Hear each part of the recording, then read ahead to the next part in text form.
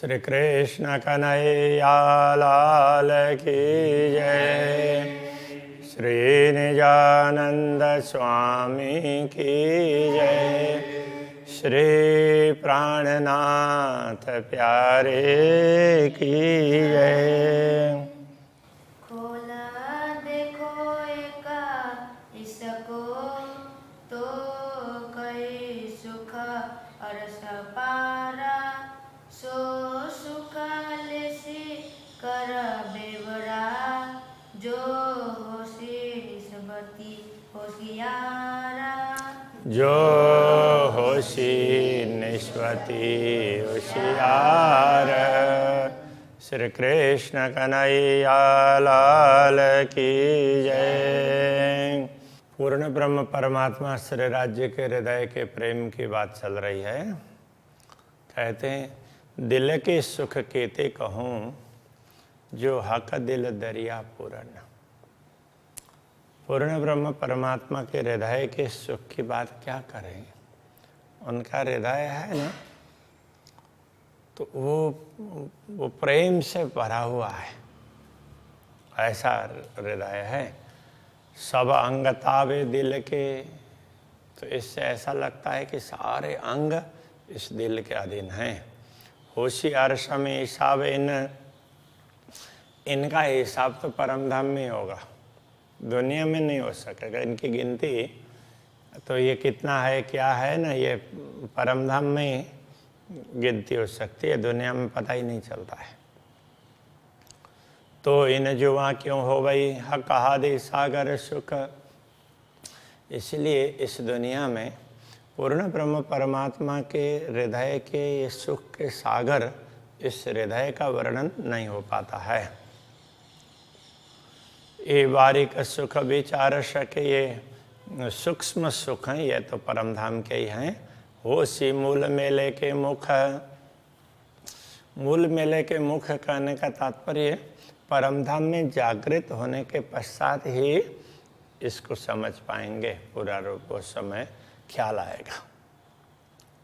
तो ये परम धाम में जागृत होने पर पता चलेगा। अभी तो बस है, ये मान लो ऐसे हैं, वो हम कुछ भी नहीं बोल पाएंगे। तो जागृत होकर के देखोगे तो पता चलेगा। अभी जितना भी बोलोगे तो ये पता नहीं चलेगा, जागृत होकर के देखने पर ही पता चलेगा। जो आ रहा था ऊपर काले वही सो सुख जाने एक का श्रवण। जो बाहर से अर्थ लेंगे ना, बाह्य अर्थ, तो उससे ये पता चलता है कि सो सुख जाने एक का श्रवण। अक्षराते धामधनी का श्रवण इंद्रिय वही इस सुख को समझ सकता है, ऐसा लगता है। एक एक के कई अनेक, एक एक के अनेक सुख हैं। सो कई गुण मगज लेवे मोमिन। तो ऐसे अनेक गुण हैं, एक एक गुण, एक एक इंद्रियों के बिना वो उसमें भी अपार सुख है। तो उन गुणों को ब्रह्मात्मा ग्रहण कर सकती है। उनके ब्रह्मात्मा ही अपने दिमाग में समझ सकती है, ऐसा कहना पड़ेगा। मगज लेवे का तात्पर्य वो समझ सकती है। कई अंग तावे कान के, कितने अंग कान के अधीन है। कान अंग सिरदार, तो लगता है कि कान के तरफ देखते हैं, कर्ण इंद्रिय के तरफ, लगता है यही सबसे श्रेष्ठ है। हृदय की तरफ देखेंगे तो वही सबसे श्रेष्ठ लगता है। तो कहने का तात्पर्य परमधाम के कोई भी अंग है, राज्य के कोई भी अंग है, वो श्रेष्ठ ही है। परमधाम की कोई भी सामग्री दुनिया के हिसाब से तो सबसे अधिक श्रेष्ठ है। कोई हो शिरुआर सकी सो जाने की जाननहार। कोई परमधाम की आत्मा होगी तो वही जानने योग्य होगी, इसलिए वो समझ पाएगी, इस बात को वही समझ सकेगी। इल्म भी तावे कानों के, वैसे तो ज्ञान भी कानों के अधीन है, श्रवण उसके कर्ण के अधीन है। जो इल्म कया वेशक, तो ये ज्ञान जिसको संदेह मिटाने वाला ज्ञान, तारतम ज्ञान कहा है, वो भी श्रवण के अधीन है। सुनेंगे तो ही पता चलेगा ना। ए झूठी जीमिए सहरग से नजीक, इन इल्म पाइए इतः का, इस झूठी जीवी में भी पूर्ण ब्रह्म परमात्मा को हृदय के मूल धमनी से निकट, इतना निकट हृदय और उसके मूल धमनी, तो उसमें कितने उसमें निकटता है, तो निकट है। तो उससे भी निकट परमात्मा को प्राप्त कर सकते हैं इस दुनिया में भी। तो इसी इल्म से, इन इल्म पाइए इतः का, इसी ज्ञान से यहाँ पर ऐसा अनुभव हो सकता है। तो इसीलिए वेदांत वगैरह में भी ना श्रवण इंद्रिय को महत्व कहा। श्रवण के इंद्रिय को एक्टिव रखो, बाकी कोई तरफ में ध्यान मत दो। तो श्रवण आदि व्यतिरिक्त विषय भी हो निवर्तनम ऐसे बोलेंगे। श्रवण आदि से अतिरिक्त विषयों से उसको मन को हटा देना चाहिए, केवल सुनने में लगाना चाहिए। कई गुण है कानन के, कान के गुण कई हैं। जाके तावे दिल का सम्मा, उनके अधीन, दिल भी तो उनके अधीन है। वो सुनते हैं तो अक्षराते धामधनी, तो ब्रह्मात्माओं की बातों को अपने दिल में लेते हैं और फिर उनको पूर्ण कर देते हैं। ये तो वर्णन करने का एक तरीका है। क्यों सिफत कहो इन दिल की, अब इस दिल की महिमा की क्या बात करें। जिन दिल तावे हुकुम, जिस दिल के अधीन हुकुम है उनका आदेश, तो आदेश दिल के अधीन है और दिल श्रवण के अधीन है, ऐसा कहना चाह रहे हैं। ये एक श्रवण के महत्व को बताने के लिए है। दुनिया के हिसाब से देखें तो दिल ही महत्वपूर्ण होता है, और परम धाम में तो किसी को छोटा तो बोल ही नहीं सकते, कोई छोटा होता ही नहीं है। हुकुम इल्म तावे, कान के हुकुम और इल्म दोनों ही कान के तावे हैं। मेहर दिल तावे, इसके मेहर कृपा और हृदय ये प्रेम के अधीन है। क्यों कहो इनसे आगे वचन, उससे आगे की बात तो क्या बताएं। कानों तावे भय सागर, ये सभी श्रवण के अधीन हैं। सुनते हैं तो हमारी बात सुनेंगे, अक्षराते धामधन, तो हमें कुछ भी उत्तर देंगे, हमारे लिए कुछ करेंगे ना। तो वो कानों से नहीं सुनेंगे तो कैसे होगा। वैसे तो अक्षराते धामधनी तो दिल से भी सुनेंगे। परम धाम में तो क्या है, एक ही इंद्रिय है, उससे सब इंद्रियों का काम होता है। तो एक इंद्रिय में भी इतनी क्षमता होती है। इसलिए ये तो वर्णन के हिसाब से बता रहे हैं। तो ये सभी उसके, ये पूरा सागर ये श्रवण इंद्रिय के अंतर्गत आ गया। निकट न सके आशी कहा कि एक अंग से, इस प्रकार से ये बताया इसलिए कि किसी एक भी अंग का चिंतन करती है आत्मा, तो उससे वो बाहर निकल नहीं सकती। तीन अंग ताबे कई सागर, अरस रुएं पड़ी इनमें। उस एक ही अंग के अंतर्गत, उसके अधीन अनेक सागर हैं। सारे गुण उसी के अंदर आ जाते हैं। फिर उसमें से बाहर निकलने का तो कोई प्रश्न ही नहीं उठता है ना। इसलिए वो एक में ही लगी रहती है। फिर राज्य चाहेंगे तो दूसरे में भेजेंगे, इस तरह से समझाया। जो सागर कहे तावे कान के, जितने सागर कान के अधीन हैं, तीन सागरों तावे कई सागर, उन सागरों के अधीन और कितने सागर हैं।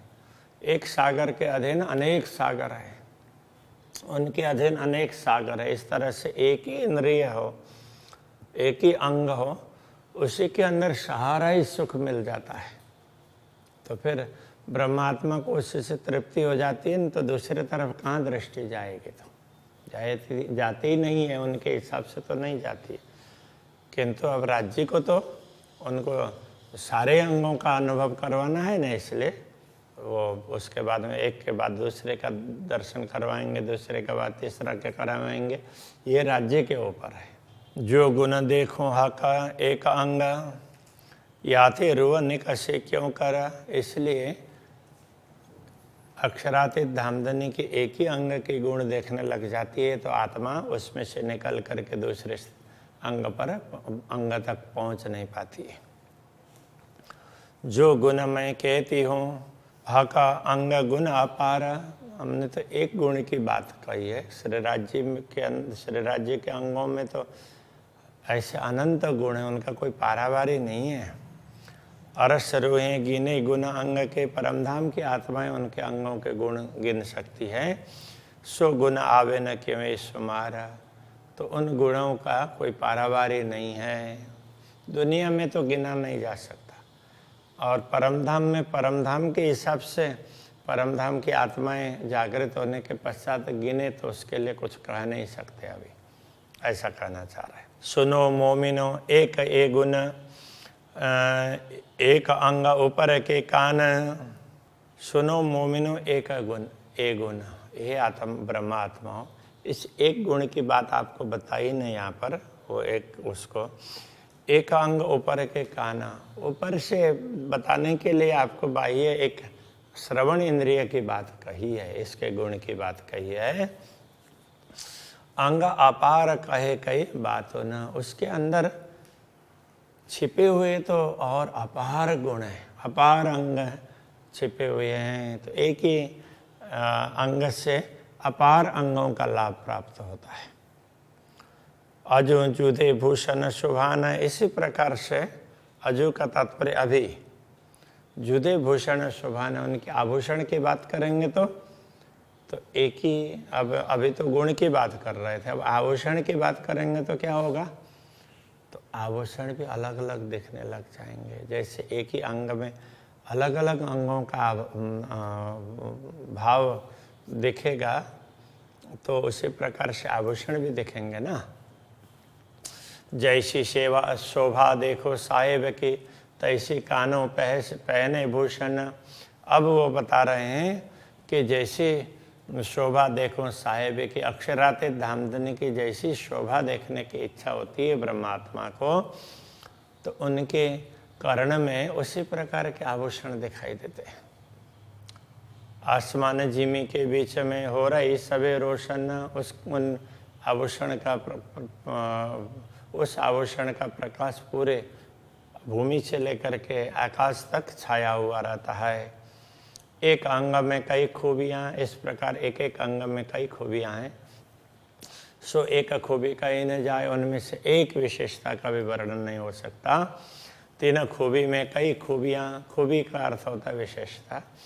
उन एक विशेषता में भी असंख्य विशेषताएं, कई अनेक, गिनती होए न ताए, उनकी तो कोई गिनती नहीं हो सकती। सो खूबियाँ भी अरस की, तो अब ये विशेषताएं भी परम धाम की है, दुनिया की नहीं है। सो खूबियाँ भी अरस की, जाके कायम सुख अखंड, उनके सुख तो अखंड है, उनसे जो आनंद का अनुभव करते हैं वो कभी मिटने वाला नहीं है, कम होने वाला नहीं है। सो कायम सुख, इत क्यों कहूँ, इस नश्वर जगत में अखंड सुख की बात कैसे हो पाएगी, कैसे कहूँ। ये जो जुआ इन पिंड, ये जुआ उस बात को बताने वाली ये जुआ है ना, ये भी इस नश्वर देह की है, इसलिए उससे उस सुख का वर्णन नहीं हो सकता। क्यों वर्णन अरस अंग को, इस प्रकार परमधाम के अंगों का वर्णन कैसे करें, वो संभव नहीं है। एक अंग में अनेक रंग, एक एक अंग में अनेक रंग हैं, कहने का तात्पर्य अनेक विशेषता है। जो देखो ताकि एक रंगों को, उनमें से एक रंग, एक विशेषता को देखेंगे तो तीन रंग रंग कई तरंग, उनमें एक में भी अलग अलग विशेषताओं के अलग अलग रंग की तरंगें दिखाई देने लग जाएगी। सो एक तरंग ना कह सको, उनमें से एक तरंग की भी बात करने लग जाए तो वो भी बता नहीं पाएंगे। एक तरंग कई किरण, उस एक तरंग में भी अनेक प्रकाश अनेक किरणें निकलती है उसमें से। जो देखो एक किरण को, उस एक किरण को देखने लग जाएंगे तो पार न पाऊँ गुण तीन, तो उसकी भी विशेषता, या गुण कहने से विशेषता, उसके गुणों का भी पार नहीं पा सकते। उसमें भी एक में भी अब एक में भी कई किरणें दिखाई देगी और उसमें कई तरंगें दिखाई देगी, इसलिए उसका कोई पारावार नहीं है। ये नमूना देता हूँ, ये तो एक उदाहरण दे रहे हैं। सो रूहें जाने जो सिफत करत, जो ब्रह्म आत्माएं हैं इस विशेषता को समझती है, तो वो इस बात को समझ जाएंगी। यथार्थ शब्द न पहुँचे, यथार्थ बात है, उसको उसके लिए दुनिया के शब्द नहीं पहुँच सकते। तो जुआ पहुँचे क्यों हक से पता। इसलिए ये जिह्वा पूर्ण ब्रह्म परमात्मा की महिमा के गायन करने में कैसे समर्थ होगी, पहुँच ही नहीं पाती। जो कबो कानों ना सुनी, जो कभी कानों से सुनाई नहीं है, सो सुन जीव गोते खाए, उसको सुन करके जीव है गोता खाने लग जाता है। ऐसी बातें अभी तक सुनाई नहीं दी थी ना, अब थोड़ी सुनी तो सुन करके उसी में खोने लग जाता है। दम ख्वाबी बानी बे वाहे दत्त की, ये ख्वाबी दम है, वाहे दत्त की वाणी अद्वैत भूमिका के वचनों को सुन करके सुनते ही उड़ जाए, वो तो सुनते ही मिट जाएगा। इसलिए वो पूरी बातों को सुन ही नहीं सकते। इसलिए जो सुन रहे वो थोड़ी बात है, तो अंदर से अनुभव करो, आत्मा से अनुभव करो। आत्मा बहुत कुछ अनुभव कर सकती है, और ये आत्मा भी परात्मा जैसा अनुभव करती है उतना तो नहीं कर पाएगी। इस बात को समझना चाहिए। श्रवण गुण गंज क्यों कहो, श्रवण के गुणों का, गंज का तात्पर्य अपार गुण, उनको क्या बताएं उनके विषय में। जाके तावे हुए कई गंज, उनके अधीन तो ऐसे अपार गंज है, ऐसे अपार गुण हैं। इन गंजों गुण सुख सो जानही, इन अपार सुखों का, अपार गुणों का सुख तो वही समझ सकते हैं जिन बकाह का समझ है, जिनको पूर्ण ब्रह्म परमात्मा की समझ है। पूर्ण ब्रह्म को जो समझते होंगे वो उनके गुण को अवश्य समझेंगे। गुण एक अंग कहो न जावही, इसलिए उनके एक अंग के गुणों का भी वर्णन नहीं हो सकता है। जो देखो दिलधारा, यदि इसको आप हृदय पूर्वक विचार करेंगे तो पता चलेगा। तो गंजा लेखे अपार के, अब ऐसे तो अपार विशेषताएं, असंख्य विशेषताएं हैं। सुख कहूँ क्यों कर, तो उसमें से प्राप्त सुख, उसका क्या वर्णन करें, वर्णन ही नहीं हो सकता है। ए जब देखो गुण श्रवणा, इन गुणों को जब श्रवण गुणों को देखते हैं, जानो कोई नहीं इन सरवर, इसलिए उसके समान दूसरे तो है ही नहीं ऐसा लगता है, क्योंकि उसका कोई पारावार नहीं है ना। इसलिए तो हम तो उतने तक ही समझते हैं, उस समय दूसरे का ख्याल ही नहीं आता है। सहुर करो एक गुण सुख, एक गुण के सुख पर जरा विचार करो, उसको समझ लो, तो जाए निकस उम्र, तो पूरी उम्र बीत जाएगी उसको समझने जाएंगे तो फिर तब भी पूरा नहीं होगा। ताथे सुख और अंगों के, इसलिए और अंगों का सुख सो भी लिए दिल चाहे, लगता है कि दिल को उस और भी तो सुख मिलना चाहिए, इसलिए इतना ही वर्णन करते हैं। ये तो एक वर्णन की शैली है। देखो पूरी उम्र बीत जाएगी तो भी बता नहीं पाएंगे, तो इसलिए अब इतना ही बताते हैं। अब और सुख के तरफ जाते हैं। ना तो श्रवण तावे कई गंज हुई, अन्यथा मात्र एक श्रवण इंद्रिय के अधीन भी ऐसे अपार सुख हैं। ताको एक गुण दिल न समाए, उनका एक गुण भी हृदय में समा नहीं पाता है। ए सुख बिना हिसाब के न जाने मोमिन दिला रस, तो ये सुख हैं हिसाब बिना के असंख्य हैं, और जो जिनका हृदय परम धाम है ऐसी ब्रह्मात्माएं समझ सकती हैं। ए रस जिन रूहों पिया सोई जाने रस अरस परस, तो जिन आत्माओं ने इस रस का आस्वादन किया है वही एक दूसरे को इसका गुण भी बताती है और उससे समझ भी पाती है।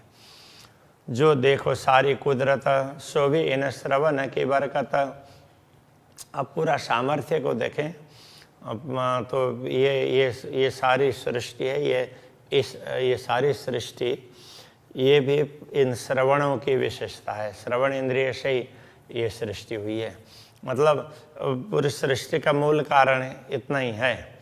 जो विचार करो इन तरफ को तो देखो सब में यही सिफत। तो इस पर विचार करोगे तो लगेगा सब में इसी प्रकार की विशेषता है, सब गुणों में। इस पर विचार करेंगे तो पता चलेगा। जो सौर कीजिए आकाश सिफत है, अक्षरातीत आमदनी की महिमा पर विचार करेंगे तो ये तो हक वका श्रवण ने तो मात्र श्री राज्य के श्रवण इंद्रिय की विशेषता बताई है। ये सुख क्यों आवे सुमार में, उसका भी कोई पारावार नहीं है।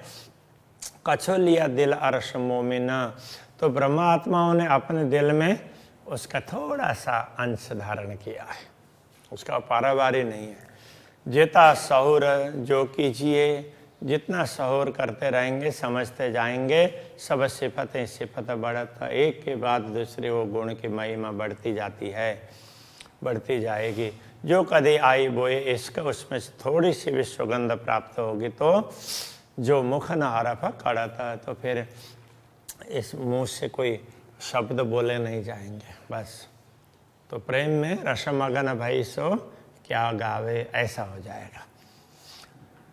कौं हुक्म महामत मोमिनो, महामती कहते हैं हे ब्रह्म आत्माओं, श्री राज्य के आदेश से ही कह रहे हैं।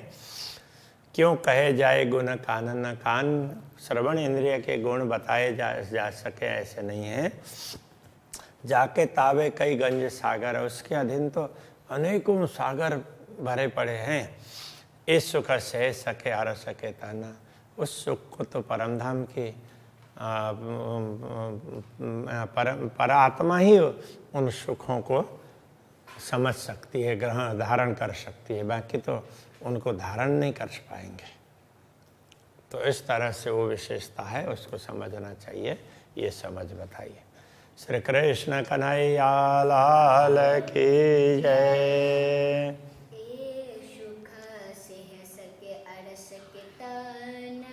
ए सुख से सके हर सके तन, कहे हुक्मे महामत मोमिनो, कहे हुक्मे महामत मोमिनो। क्यों कहे जाए गुण कानन, क्यों कहे जाए गुण कानन। जाके ताबे कई गंज सागर, जाके तावे कई गंज सागर। ए सुख से सके अर सके तन, ए सुख से सके हर सके तन। ए सुख से सके अर सके तन, ए सुख से सके हर सके तन। कृष्ण